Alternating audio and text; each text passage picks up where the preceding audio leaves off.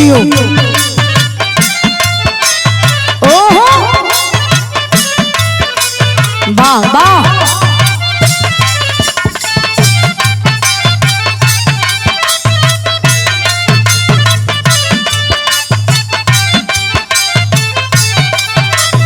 सही है।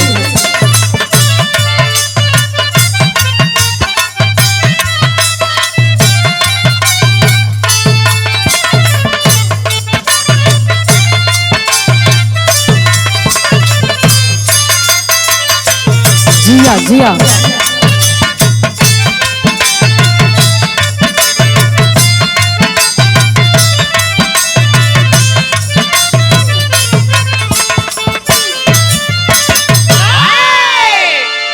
आई भैया एक बार पुनः आप लोगन के बीच में एगो कांड लेके उपस्थित बानी।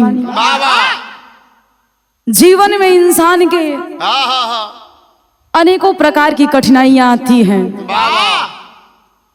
लेकिन कभी कभी इंसान अपनी मजबूरी में कुछ ऐसा कदम उठा लेता है जो दूसरों के नजर में इंसान झुक तो जाता है, लेकिन अपनी नजर में वो अपने को उठाना चाहता है।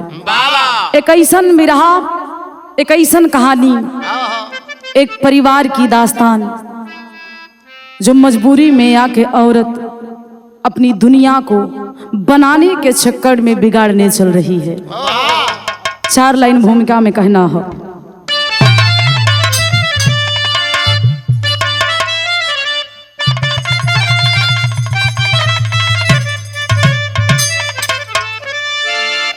कि हर किसी को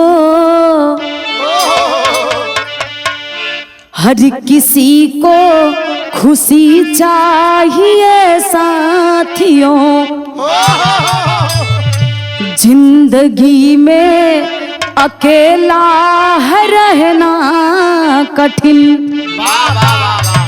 बिना पानी के जैसे फसल है सूखी, जुदाई जीवन साथी सहना कठिन, हर आदमी का कर्म तो अलग है, जरूरत बिना रिश्ते नाते न होते, मानो नहीं वक्त है ये बेशरम, ज्योति गया लोग किस्मत को कोसे।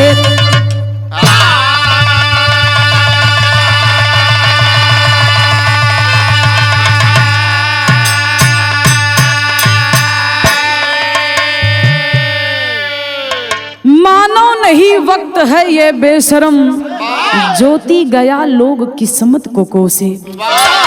इंसान के जीवन में अगर कोई घटनाएं घट जाती हैं, मजबूर हो जाता है, तो यही कहता है कि मेरे किस्मत में शायद यही लिखा है। वो अपनी किस्मत को कोसता है, लेकिन ये वक्त किसी को नहीं छोड़ता। बिरहा में एक लाइन कव्वाली के टुकड़ा है।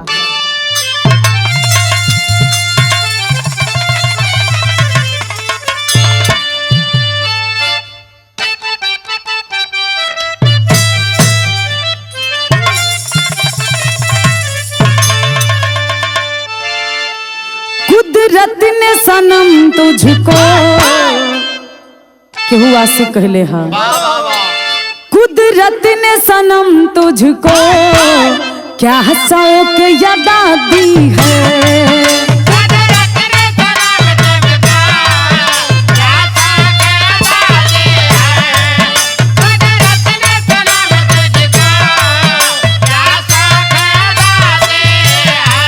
कुदरत ने सनम तुझको क्या शौक अदा दी है,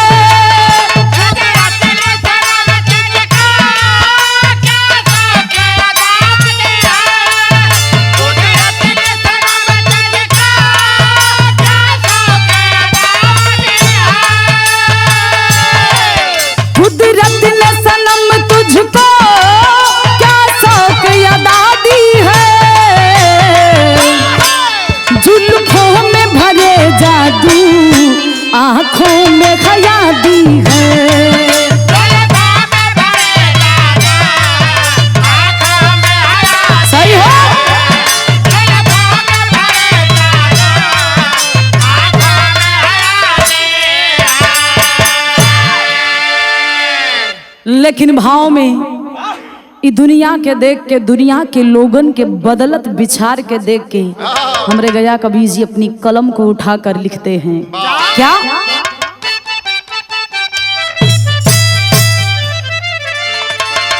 दुनिया के मेला में सब लोग जरूरत के,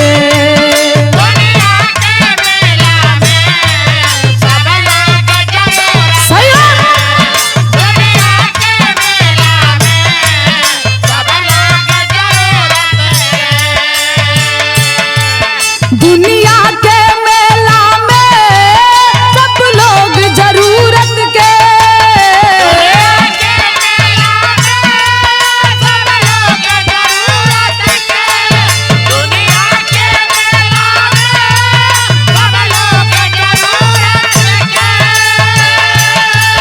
दुनिया के मेला में सब लोग जरूरत के, कोई धन दौलत खोजे,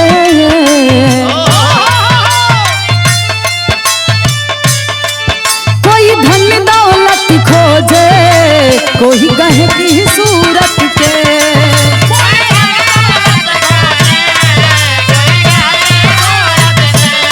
सही है।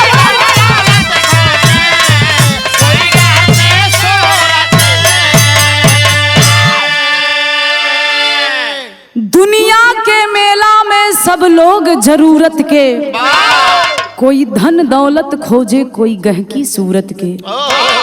ई दुनिया, ई दुनिया में स्वार्थी भी हुवन, निस्वार्थी भी हुवन।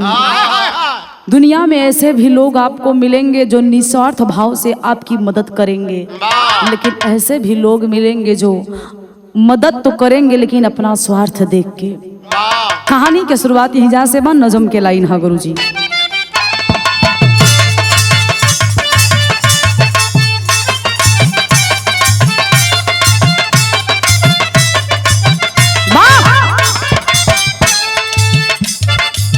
बुध वापस कभी बादल के घर न जाती है, भले तूफान या चट्टान से टकराती है।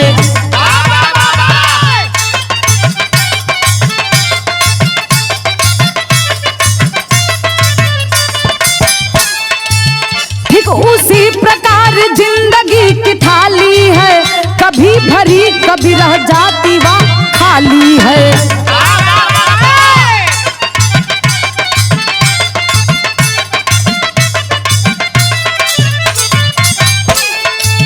जौनपुर जिला से हकीकत बेपनाह मिली, सुहाग रात में ही मौत से निगाह मिली।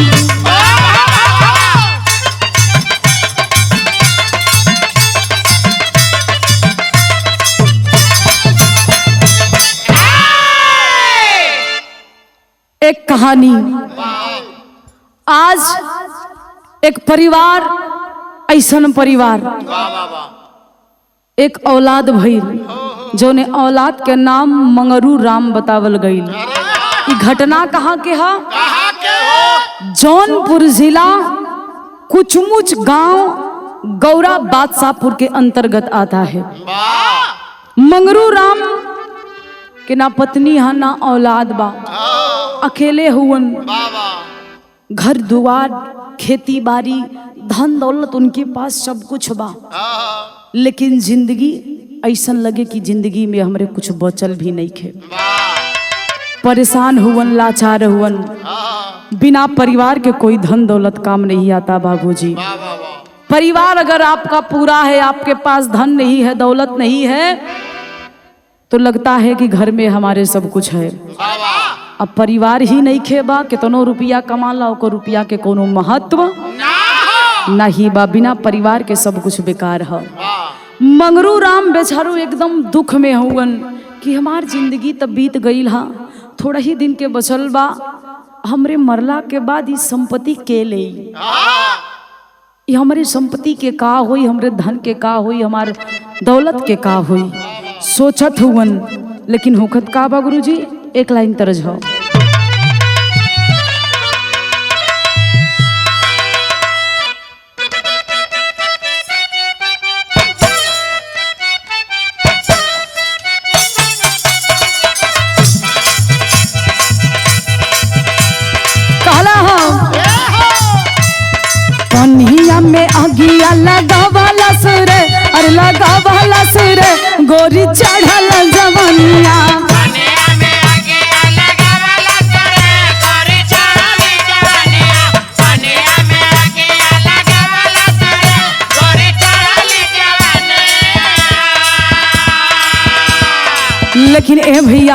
बिना लड़का बिना परिवार के जिंदगी जहर लागत बा। सोचत हुवन का जिंदगी जहर हो ही जाले हो, हर जाले हो, बिना लड़का गदेला।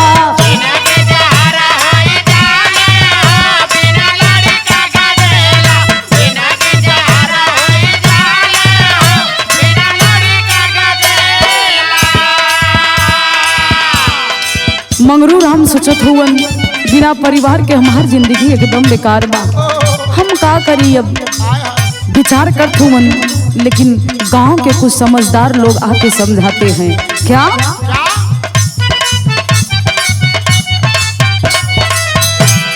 गौवा के लोग कहे बझवा बझिया,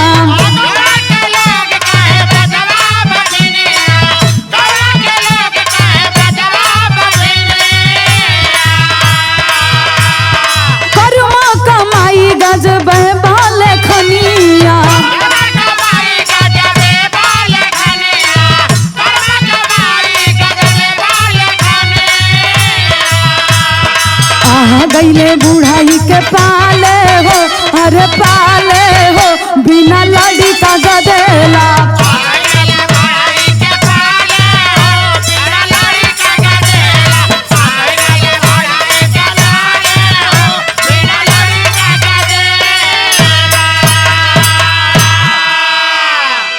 गांव के लोग कुछ कलन के रे मंगरू तुहार उम्र धीरे धीरे 75 के होखे वाली है, अरे काहे ना कोनो एक ठे मेहरारू से बियाह कला जे छूटल होई, लड़का बच्चा वाली होई, तोहरो बीत जाई, कम से कम तोहर वारिस तो हो जाई। मंगरू राम कलन के कैसे कर ले समझ में नहीं आवता।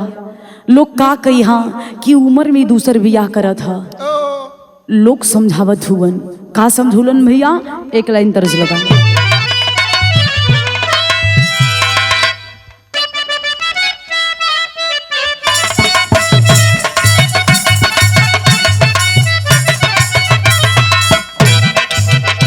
कोनो लड़का कहा था ओकर भैया नया नया भइल रहे, अपनी दुल्हनी के देख के कहे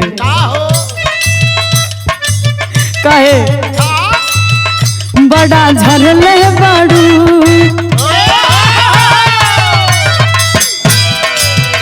बड़ा झरले बाड़ू, काजर मरले बाड़ू।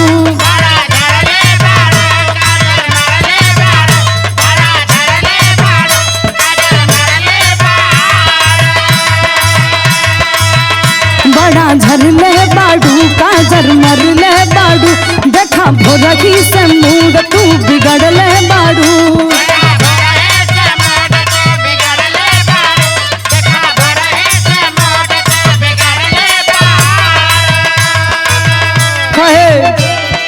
पहले से ज्यादा मन याद कराता, अरे याद कराता। दुल्हन कहे तोहर दिल हमर दिलवा पे राज कराता, तोहर दिल हमर दिलवा पे राज कराता। राजा पायल उतार दी आवाज कराता, राजा पायल उतार दी।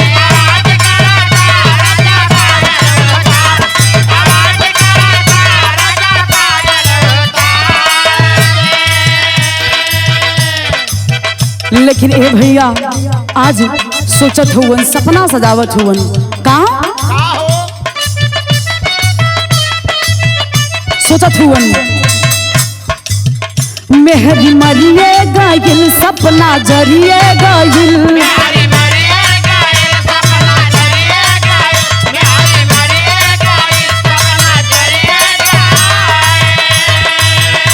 एगो असरा रहल वो चलिए गाइल।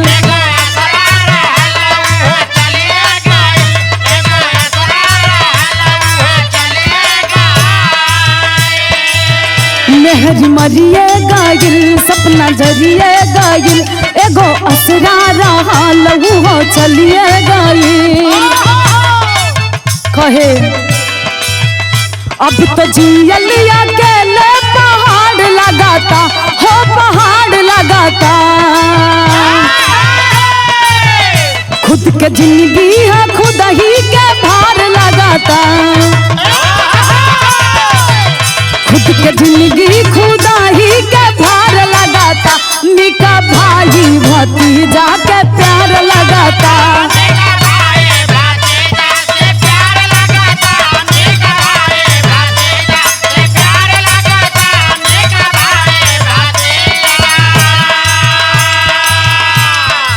ए भैया मंगरू राम सोचत हुवन हमार दुल्ही दुनिया से चल गई, हमार सपना चूर चूर हो गई। अभी भाई भतीजा के प्यार हमके जहर नियन लागत बा, नईखे निक लागत बा, हम कहाँ जाई। लोग समझावत हुन कि पागल मत बना, तोरे बुढ़ाई के सहारा हो जाई। कल बियाह एगो लड़की हमरे नजर में है, 2 लड़का के माई बा लेकिन बियाह कला। समझावत हुन का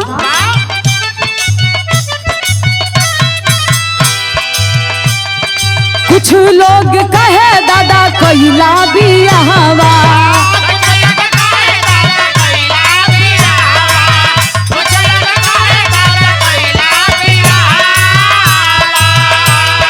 तोहरे बुढ़ाई के होई निभावा।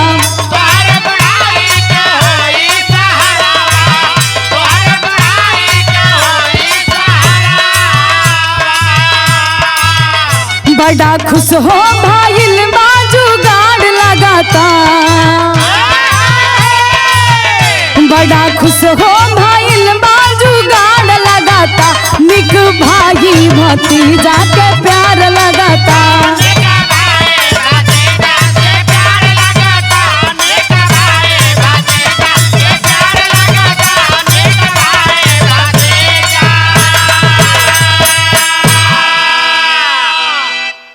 मंगरू राम के कुछ समय बाद समझ में आइल कि हमके बियाह कर लेवे के चाहिए। सोचा उम्र 75 के बा, अरे बाबा अब 75 के बरस में केहू बियाह करी तो लोग मुंह में को दांत ना बाहो। हाँ अरे दांत से का मतलब, हमर नाक काटी तो कम से कम चाटी तो देखा वही में कि यो हो मारे बुढ़ऊ का बात कैलू बाछी। ए भैया मंगरू राम बुढ़ाई के बेला में बियाहे खातिर बड़ा खुश भइलन कि लागत हमार सपना अब साकार हो जाई। हमरो घरे में दिया बाती करे वाला केहू अब हर खुशी के माहौल चालू हो गई हाँ।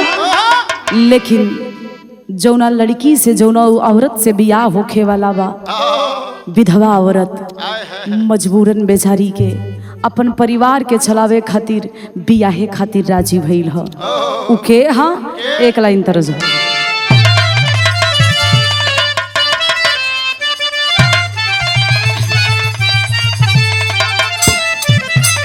कि प्रभु आप बसे वृंदावन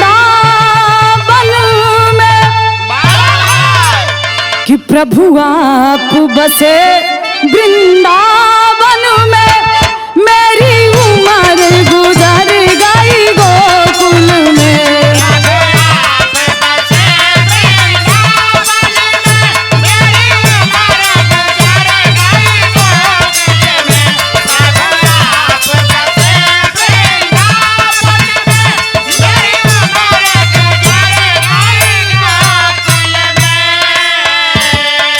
मंगरू राम उस मनभवती नामक औरत से मिलते हैं और कहलन कि आप डरिए मत, मैं आपसे विवाह कर रहा हूँ, आपका जीवन खुशहाल कर दूंगा।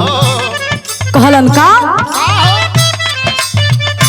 वारिस हमके वारिस चाहिए,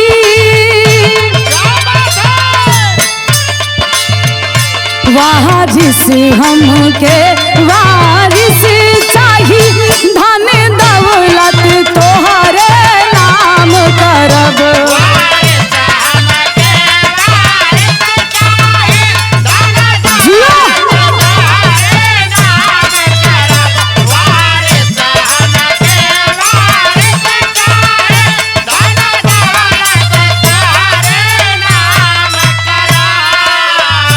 आज मंगरू राम उमर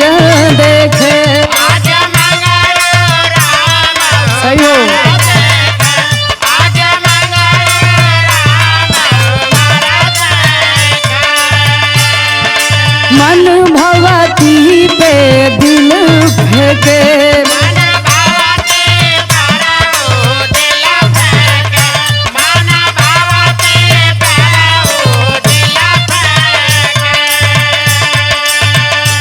एक रोटी खियायू तू हमके, बाकी कुछ ना हम राम करब। बाकी कुछ ना।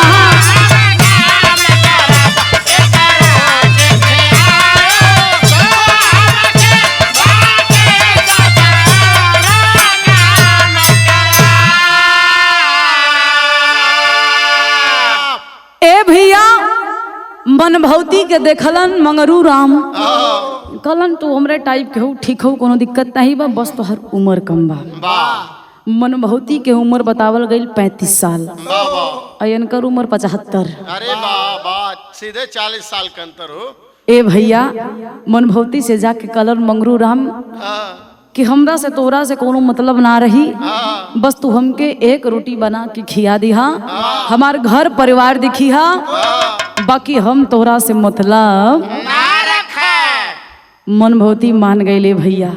बिया होखत बा, लेकिन कवि जी के टेरी में लिखे के पड़ल वाह वाह कि रहीनिया वाह वाह। अब सुहाग रात के आई, अरे दुल्हा 75 के 35 के दुल्हनिया।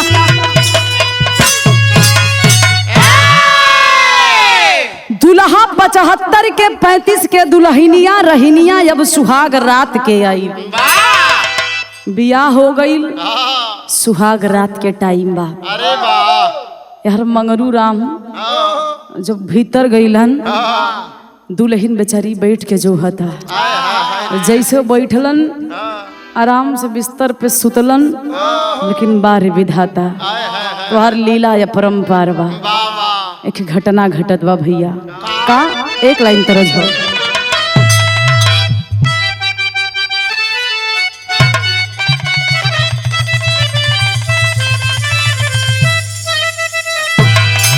अरे हाथ में मेहंदी मांगे सिंदूर, बर्बादी का जरवा हो गईले।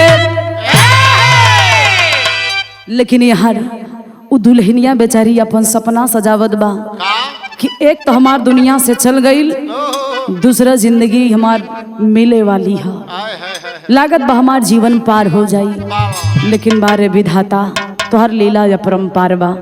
खेला का कैलन,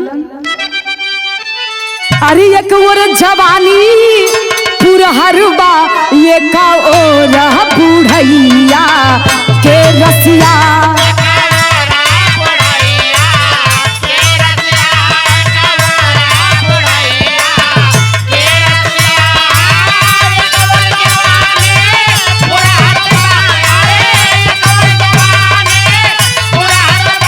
एका भोरा बुढ़ैया।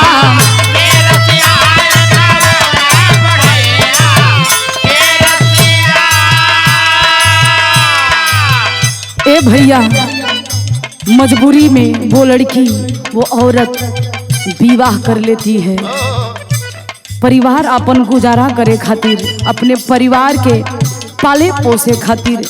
लेकिन ओके का पता रहल कि विधाता वही में ओकरे किस्मत में का लिखले होंगे। कैलन का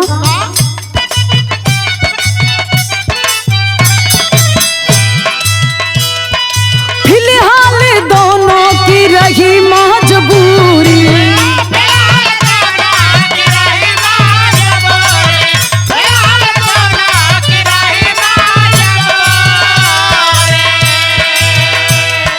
बात बड़ी गहरी समझना जरूरी।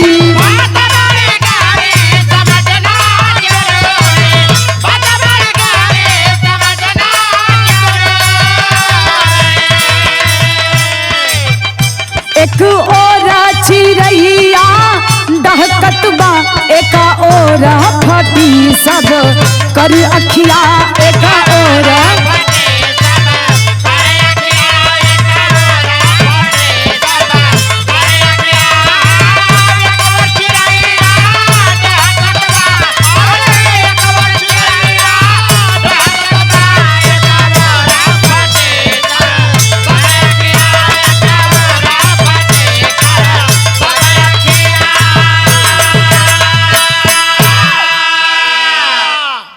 कुछ लोगों ने कमेंट भी किया कि औरत बच्चलन है, वाह ये इंसान ठीक नहीं है जो इतनी उम्र में शादी कर लिया।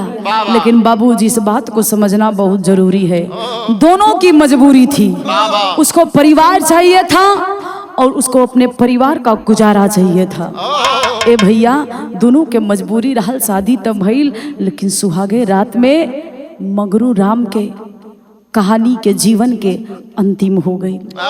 मंगरू राम दुनिया से छोड़ के चल गईलन। वही सुहाग रात में दुल्हिया बेचारी बैठल बा, दिमाग नहीं काम करत बा। सवेरा भइल, भोर भइल, चिड़िया के चहचहाए के आवाज आवत बा, लेकिन दरवाजा खुलल तो मनभवती मंगरू राम के लेके बैठ के रोवत था अपने कोरा में कि बाहरे विधाता, किस्मत लगल के हमार जाग गईल रहे, लेकिन हमके ये ना पता रहल कि क्षण मात्र के खुशी है। रोवत बा, बिलखत बा, लोग जुटल होवन। होत का बा गुरुजी, पापट में कहना हो।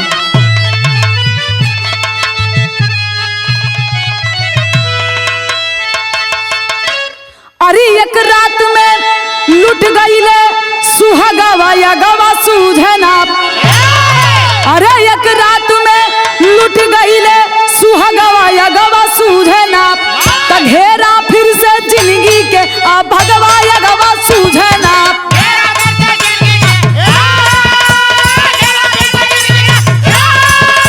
जियो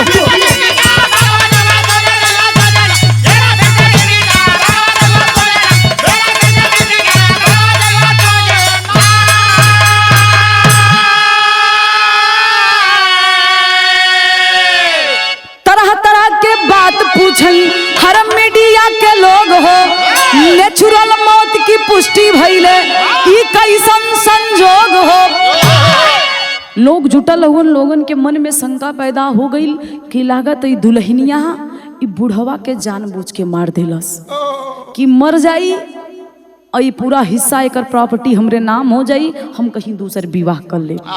लोगन के दिमाग में विचार आवत, हम मीडिया के लोग औलन, तरह तरह की बात पूछलन, लेकिन आखिरकार हकीकत सबके सामने आया। लोग पूछने लगे, एक ही रात में तो चल बसा, क्या तुम यहाँ पे रहोगी या चली जाओगी? मनभवती आंख में आंसू लिए अपने किस्मत को कोसते हुए मीडिया के सामने कहती है, क्या आल्हा में कहना है।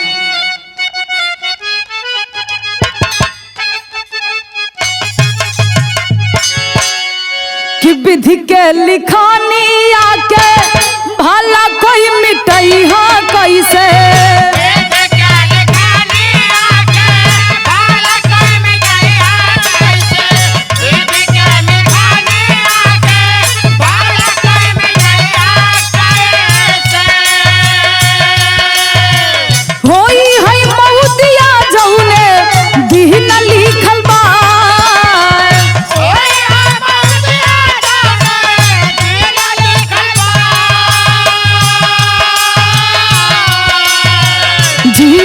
मन भगवती के लागल ना किनरवा बाटे।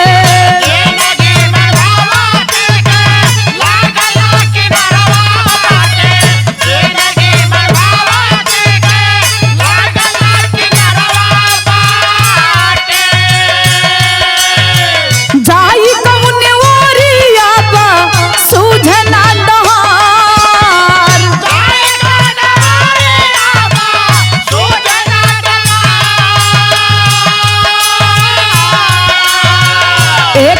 हर दूसरे हो सासुरा के छोड़ल रहली।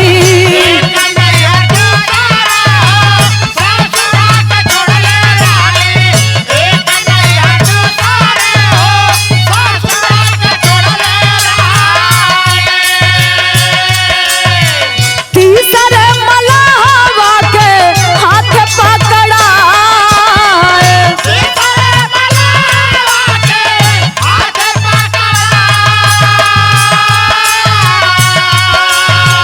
तीन गदेला देकर कहाँ लेके जाई भैया।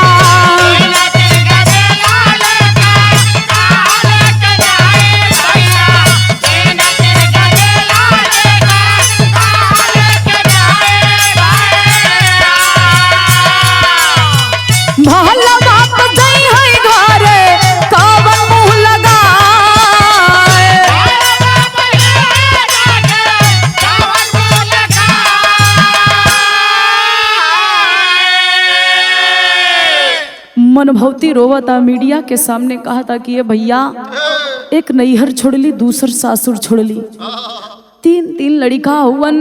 हमार घर वाले हमार बियाह खातिर राजी ना रहलन, लेकिन हम अपन स्वार्थ देख के, अपने लड़िकन के चेहरा के देख के, अपन गरीबी के देख के हम बियाह कर लेली। इतना उम्र के रहलन फिर भी हम बियाहे खातिर तैयार हो गईली। आज ही दुनिया से चल गईलन, हम कहाँ जाई, कौन मुंह लगा के अपने घर वापस होई। ए भैया, मीडिया के लोग सवाल करते हैं ये तो चला गया, क्या आप रहोगी? मनभवती कहती कि अब मैं तीसरी जगह आई हूँ, चौथी जगह नहीं जाऊंगी। अब ये चले गए, लेकिन मैं इनके नाम की विधवा बन के इनके ही घर पे रहूंगी। ए भैया, कहली का खड़ी में कहना हो।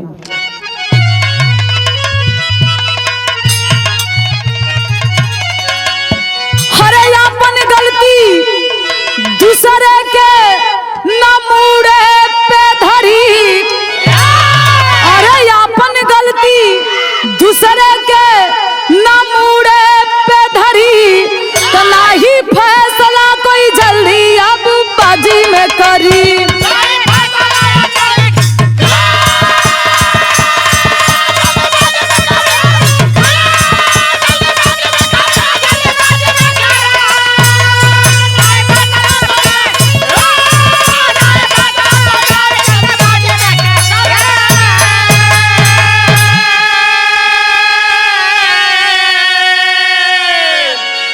शादी विवाह तम देखई लोग जोड़ा, हर कमा बेसी उम्र ता चलावल जाला थोड़ा।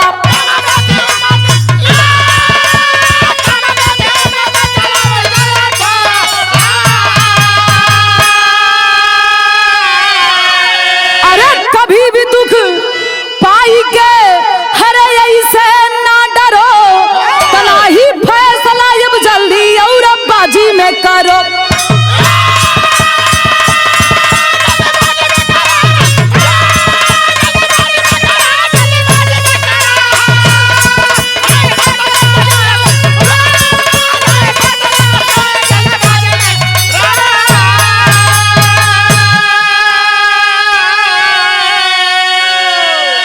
ए भैया, बिरहा से एक सीख मिलता है कि जिंदगी में कोई भी फैसला लीजिए सोच और समझ कर, और शादी विवाह एक खेल नहीं है, ये जन्म जन्मांतर का भगवान का बनाया जोड़ा है।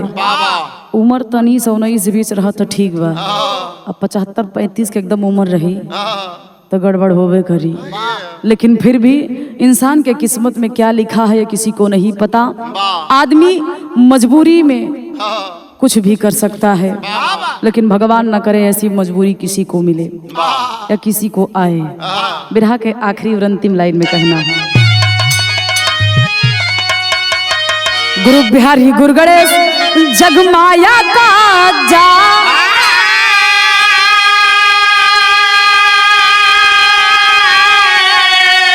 अरे स्वर्ग बसे चंद्रिका कभी प्यारे लाल की कायम रहे मिसाल।